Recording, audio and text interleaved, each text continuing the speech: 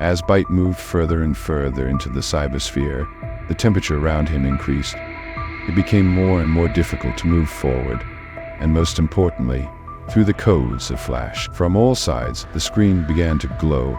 Byte rushed to it, trying to keep up with the speed of calculations. But the screen immediately went out and appeared in a completely different direction. Someone and something was counting on it. Numbers, codes were flashing at breakneck speed. But Byte's logic could not follow it. Every movement, every code is a challenge. The voice of the shadow sounded in his head. Byte sensed the danger was not yet visible. The temperature was rising, and it was getting harder to move with every second.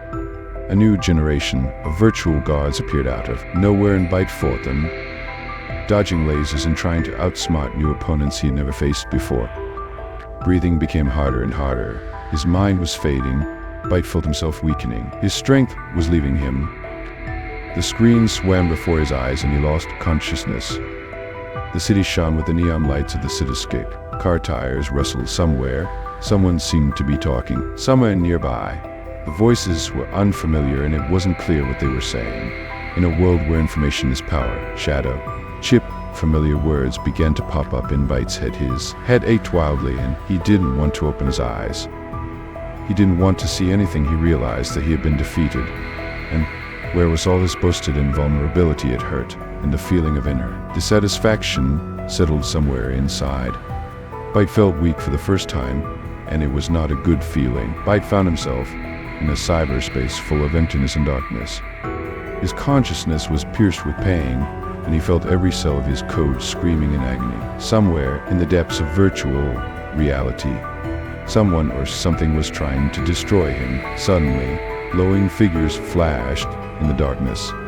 They were two hackers whose code trails penetrated the darkness. The girl and the guy, combining their hacking skills, were heading toward the place where Byte had gotten lost. They found Byte, his code pulsing in meaningless sequences and his essence vibrating on the brink of extinction.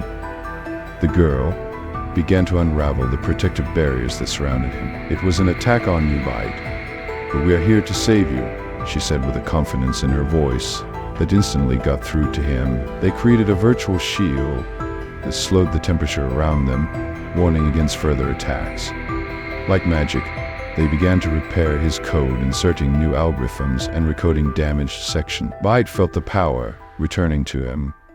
The virtual guardians who had previously been his enemies became his protectors. He recognized that these two hackers, Light and Crypt, had not only saved him, but also had incredible skills in cyber art. Recovery was instantaneous, as if virtual reality had been lit up with a bright light.